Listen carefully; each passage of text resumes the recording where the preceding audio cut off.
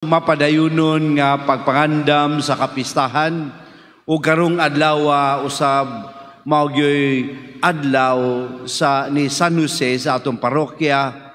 Kita nagapamalandong sa nindot kayong hagit karon sa simbahan diha sa Sinodo may tungod sa gitawag natog partisipasyon. Ato nang napamalandungan, I hope na apay nabilin sa first to third day may tungod sa communion, kahiusahan, no? Diha sa atong simbahan, isip hagit sa mga Sinodo, karon na nakita sa pagtanaw pamalandong sa ikatulo ka adlaw diha sa atong hagit sa pagsalmot o partisipasyon. Kini usa gayud ka hagit diha kanato nga diin makita nato sa nga niaging adlaw nga pag-ingon natong partisipasyon kanunay gayud nakaakibat kana diha sa misyon ni Kristo. Kanunay kayo kana bunga sa communion nga dili lang ang communion mahingpit pinaagi lamang sa atong fellowship, sa atong kaugalingon, pagkahimong exclusive, kinahanglan mo hangtong kini ngadto sa partisipasyon diha sa kinatibuk-ang kinabuhi sa simbahan.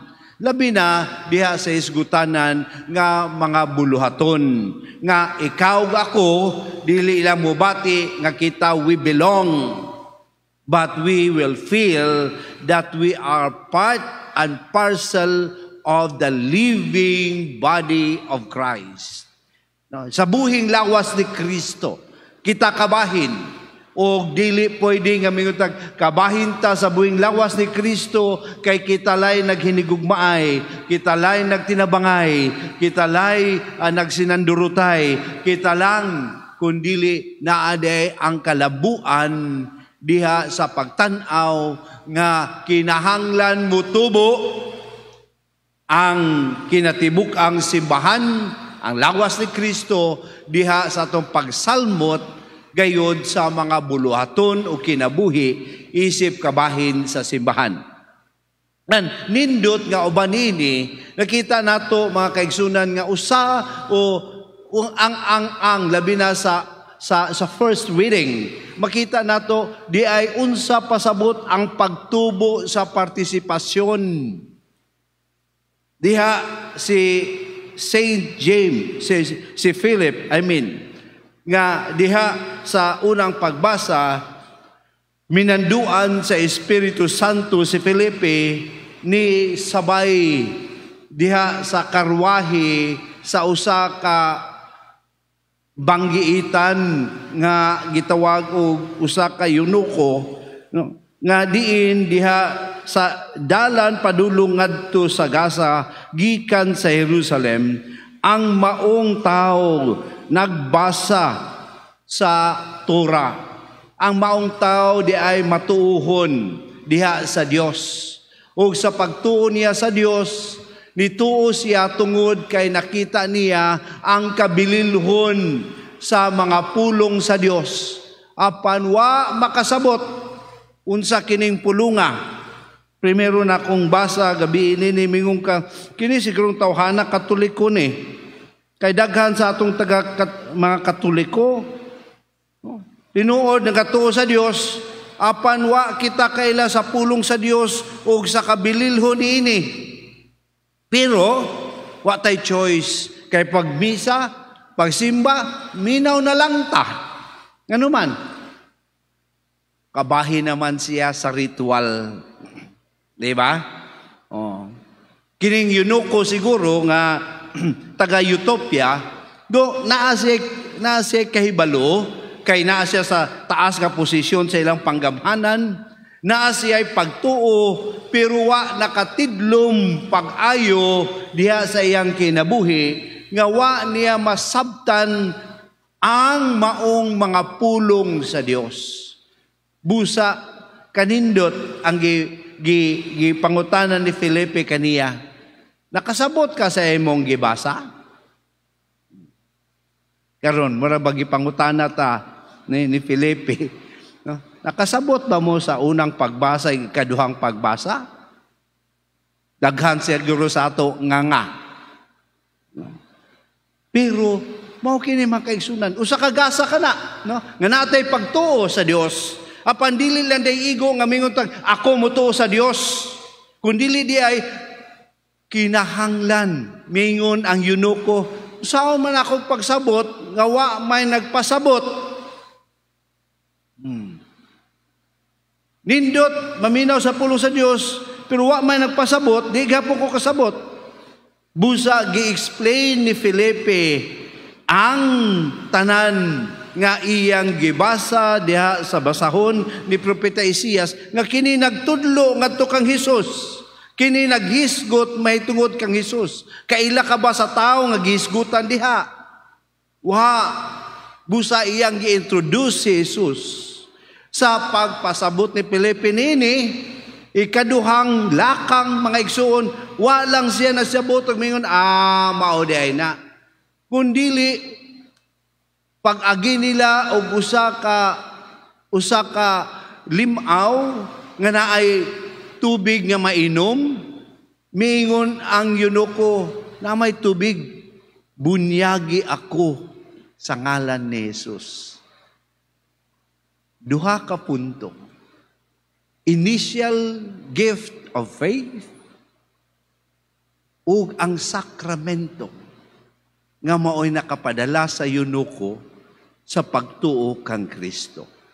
The conversion is not a conversion of the whole transformation of the person, but conversion here is presented as a grace of God and begins with the understanding of His Word and the baptism to Christ.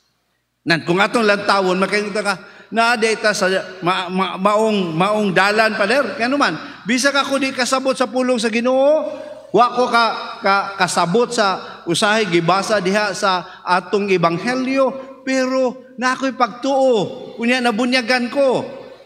Kini makaigsunan ang atong lantaw sa atong kinabuhi. Nga usa kini kagasa, pero dili lang kini hangto diha. Kundili, unta kini magdason ka nato, ngadto sa gitawag nato nga pagsalmot, diha isip kabahina sa lawas ni Kristo. Mao nga, uban ining maong unang pagbasa, nadungog nato sa atong ebanghelyo, kung saan man din pagsalmot nan ang maong pagsalmot mga igsuon gihisgutan ni Kristo diha sa ebanghelyo nga una sa tanan ang pagsalmot mo gayud ang pagdawat kang Kristo. Kung saan pagdawat si Kristo, pagdawat kaniya nga siya mao ang tuburan sa kinabuhi, nga ang tanan niyang gitudlo kanato gikan gayud sa amahan, mao ang kamaturan, ug sa maong gitudlo ni Jesus, kita mudawat kaniya isip pan sa kinabuhing walay katapusan. Perting kanindot ang gasa sa pagtuong Katoliko mga igsoon. Ngano man, subay kaayo, no? Mo na nga kung kita usahay Katoliko nga way hanaw unya makadungog ta sa mga laing sikta nga moatakis Katoliko, no? Unya magtando-tando tinuod bitaw no? Wa nato na appreciate nga, huy kanindot ti ay ang atong pagtulunan nga diin karon diha sa akong pagtuo kang Kristo mapalawom kini pinaagi sa akong pagdawat sa iyang kaugalingon diha kanako isipan sa kinabuhi, the source of my sustenance in the participation of the body of Christ. Kana mga igsuon nga ang Eucharistia gitan-aw nato isip mga Katoliko, siya ang source and apex of our Christian life. May nalangot aning atong madala karong adlaw, no? Nga Eucharist is the source, tinubdan, apex, lintunganay sa atong Kristohanong kinabuhi.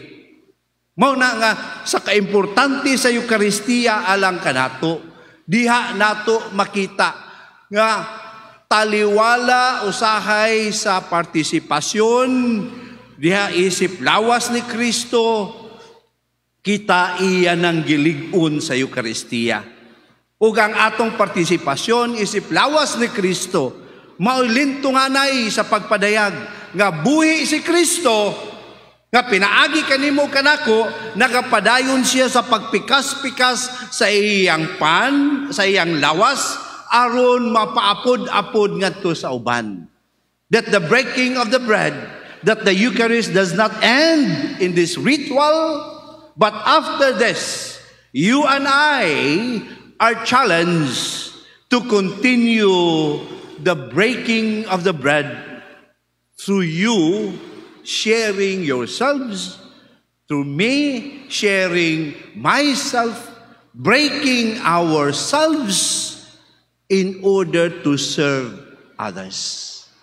Tanawa ra ang kanindot mga igsoon, nga di ay kining maong pagbasa, kining maong mga pulong sa Dios, kining maong iyang invitasyon nga kinsa kadtong mudawat no sa iyang kaugalingon, dili lang mudawat kundili nagapamatuod sa kamatuoran nga iyang nakita samahan, ang mukaon sa pan nga gikan sa langit dili gayud mamatay, ug ang pan nga akong ihatag mao ang akong unod aron mabuhi ang kalibutan. Kanindot nga di ay wa gyud ta biyai sa Dios bisan og nisaka na siya sa langit. Pinaagi sa Eucharistia nga mao'y nagasustain kanato.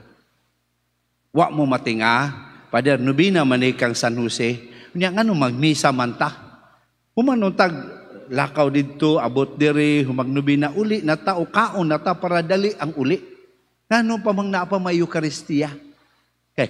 Kini mao ang sentro sa participation, sa atong pagsalmot. Isip kabahin ka sa lawas ni Kristo. Isip ikaw. No? Kabahin sa buhing simbahan nga maoy nagapamantala sa presensya ni Kristo nining kalibutana. Nan, ang challenge. Unsaon man nato pagdala sa pamilya. Unsaon man nato pagdala sa atong JKK sa Katilingban. Unsaon man nato pagdala sa kinatibukan sa atong kinabuhi. Nan, pag-abot niya na usahay maglingo-lingo ta. Lisod man na Pader eh. Inyuhan na lang na kay kamo may nagpare. Kami magsunod-sunod ragod me. Tudlo ilang Pader unsay buhaton. Tudlo ilang asa may dapita. Lisod mangguna. Tinuod mga igsoon. Mabitawng taliwala sa kalisod na ang ato nga kasaligan gayud nga patron si San Jose. Nga matag karon ug unya nagpamatuod nga dasigon kita nga unta ma-appreciate nato nga ikaw kabahin sa lawas ni Kristo. Ikaw buhing kabahin sa maong lawas. Nga pinaagi sa Eucharistia, kita mudawat kang Kristo, o pinaagi nining Eucharistia, kita mumantala sa buhing Dios diha sa atong taliwala. Hinaot, kining maong mga lantaw, pangandoy, pamalandong, o pag-ampo mga kaamguhan. Mudagayday sa atong mga kabukugan o kaunuran aron ang pulong sa Dios sama sa usa ka yunoko nga gibunyagan ni Felipe, nagpadayon og dala sa iyang pagtuo ngadto sa iyang dapit. Amen.